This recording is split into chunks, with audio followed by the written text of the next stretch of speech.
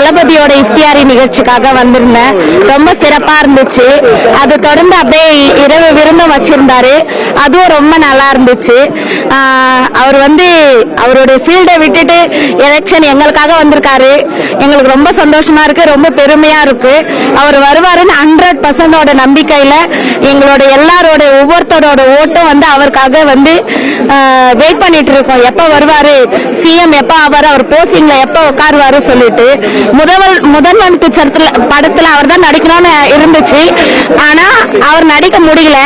ஆனா அதுக்கு பதில் ஒரிஜினலாவே அவர் முதல்வர் ஆயிடுவாரு. கண்டிப்பா அவர் தான் அடுத்த சிஎம். 2026ல அவர் தான் சிஎம். அது யாராலையுமே மாத்த முடியாது. நடுவுல நிறைய ரூமர்ஸ் வருது, பிஜேபியில சேர்ந்துட்டாரு அப்படி இப்படின்னு. அது எதுவுமே உண்மை கிடையாது. அவர் பிஜேபியில எல்லாம் சேரல. அவர் ஓபன் ஸ்டேட்மெண்ட் கொடுத்துட்டாரு, நான் தனியா தான் நிற்பேன் அப்படின்னு சொல்லிட்டு.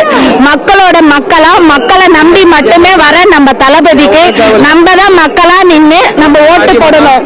அவருக்கு அவர் சட்டசபையில போயிட்டு கண்டிப்பா சிஎம் என்ற போஸ்டிங்ல கண்டிப்பா உட்காருவாரு. கண்டிப்பா உட்காரு.